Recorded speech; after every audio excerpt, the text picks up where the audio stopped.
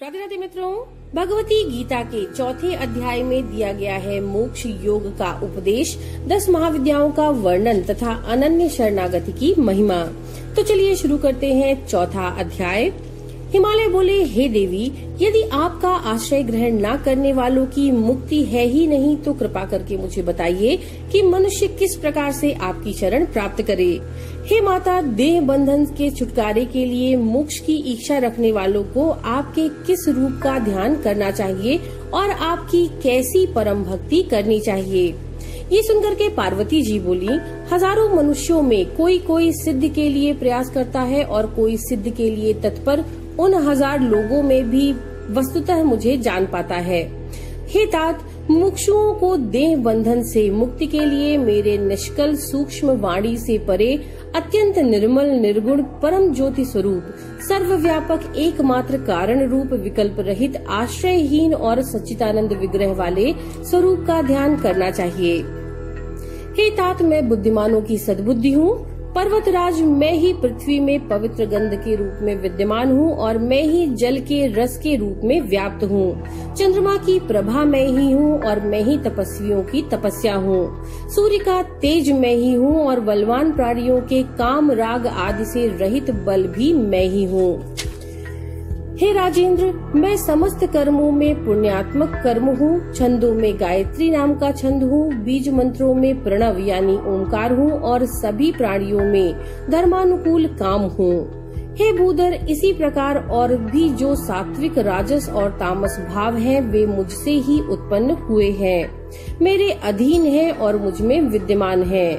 पर्वत श्रेष्ठ, मैं उनके अधीन कदापि नहीं हूँ। हे महाराज, माया से मोहित हुए लोग मेरे इस सर्वव्यापी अद्वैत परम तथा निर्विकार रूप को नहीं जान पाते, किंतु जो लोग भक्ति पूर्वक मेरी उपासना करते हैं वे इस माया को पार कर जाते हैं। ऋग आदि श्रुतियाँ भी मेरे परम ऐश्वर्य को नहीं जानती हैं। हे पिताजी, नग श्रेष्ठ, सृष्टि के लिए मैंने ही अपने रूप को स्त्री तथा पुरुष भेद से 2 भागों में विभक्त किया। शिव ही प्रधान पुरुष और शिवा ही परम शक्ति है।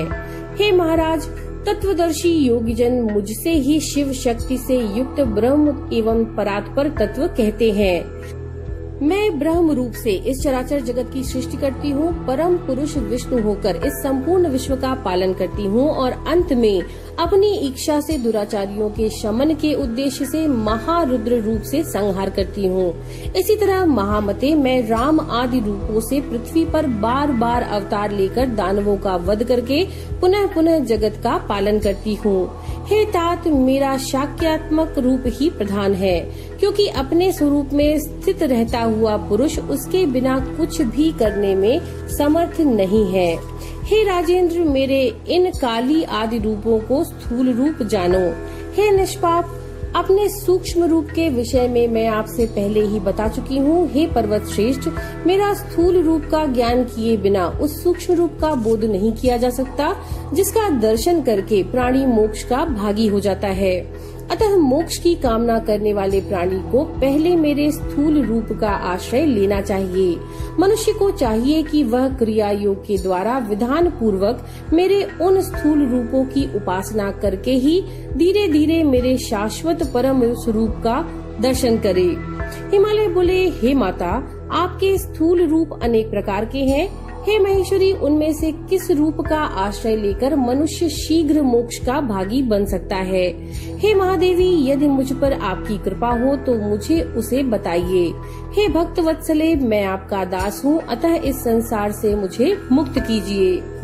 श्री पार्वती बोली, हे भूधर, मेरे स्थूल रूपों से यह संपूर्ण जगत ही व्याप्त है, फिर भी शीघ्र मुक्ति प्रदान करने वाली मेरी देवी मूर्ति सर्वाधिक आराधनीय है। वो देवी भी मुक्तिदायिनी 10 महाविद्या नाम से अनेक स्वरूपों वाली है। हे महाराज, मुझसे उनके नाम सुन लीजिए।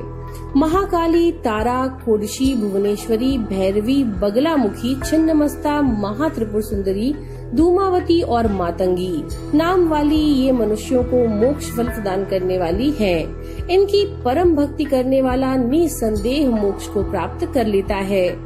हे तात, आप मन और बुद्धि से मेरे प्रति समर्पित होकर इनमें से किसी एक का क्रिया योग के द्वारा आश्रय ग्रहण कीजिए। इससे आप निश्चित रूप से मुझे प्राप्त कर लेंगे। हे भूधर, मुझको प्राप्त होकर महात्मा लोग अनित्य तथा दुखत्रय से परिपूर्ण पुनर्जन्म कभी भी नहीं पाते। हे राजन, निरंतर एक निष्ठ चित्त वाला होकर जो नित्य मेरा स्मरण करते हैं, उस भक्ति परायण योगी को मैं मुक्ति प्रदान करती हूँ। भक्ति पूर्वक मेरा स्मरण करते हुए जो अंत में प्राण त्याग करता है, वह कभी भी पुनर्जन्मादि सांसारिक दुख समूहों से पीड़ित नहीं होता। हे महामते, मेरे प्रति अनन्य चित्त से जो लोग भक्तिपूर्ण होकर नित्य मुझको भजते हैं, मैं उन्हें मोक्ष प्रदान करती हूँ। हे महाराज, मेरा वह शक्यात्मक स्वरूप ही बिना किसी श्रम के ही मुक्ति देने वाला है, इसलिए आप उस रूप का आश्रय लीजिए। इससे आप अवश्य ही मोक्ष को प्राप्त कर लेंगे। हे राजेंद्र, जो लोग श्रद्धा से युक्त होकर भक्ति पूर्वक अन्य देवताओं की भी उपासना करते हैं, वे भी प्रकारांतक से मेरी ही उपासना करते हैं, इनमें कोई संदेह नहीं है। समस्त यज्ञों का फल देने वाली मैं यद्यपि सर्वव्यापिनी हूँ, फिर भी जो लोग एकमात्र उन्हीं अन्य देवताओं की भक्ति में तत्पर रहते हैं, उनकी मुक्ति अत्यंत दुर्लभ होती है। अतः देह बंधन से मुक्ति के लिए आप अपने मन को नियंत्रित करके मेरी ही शरण में आइए। ऐसा करने से आप मुझे प्राप्त कर लेंगे, इसमें कोई संशय नहीं है। आप जो कुछ भी करते हैं, खाते हैं, हवन करते हैं और दान करते हैं, वह सब मुझे अर्पण करके आप कर्म बंधन से छूट जाएंगे। जो लोग सच्ची भक्ति से मेरी आराधना करते हैं, वे मुझ में हैं और मैं भी उनमें स्थित हूँ। हे महामते, मेरे लिए कोई भी प्रिय या अप्रिय नहीं है। अत्यंत दुराचारी रहा हुआ मनुष्य भी यदि अनन्य भाव से मेरी उपासना करने लगता है, तो वह भी पाप रहित होकर भव बंधन से छूट जाता है। वह शीघ्र ही धर्मात्मा हो जाता है और धीरे धीरे संसार सागर को पार भी कर जाता है। हे पर्वतराज, मुझ में भक्ति रखने वाले प्राणियों के लिए भक्ति बहुत ही सुलभ होती है। अतः महामते, आप पराभक्ति से युक्त होकर मेरी आराधना कीजिए। मैं आपको जन्म मरण रूपी समुद्र से निश्चित रूप से पार कर दूंगी। आप मुझ में अनुरक्त मन वाले होइए, मेरे उपासक बनिए, मुझे नमस्कार कीजिए, मेरे परायण होइए। ऐसा करने से आप मुझे ही प्राप्त होंगे और सांसारिक कष्ट आपको कभी भी पीड़ित नहीं कर सकेगा। इति श्री देवी पुराणे श्री भगवती गीतायां श्री पार्वती हिमालय संवादे चतुर्थो अध्याय। नमो नारायण।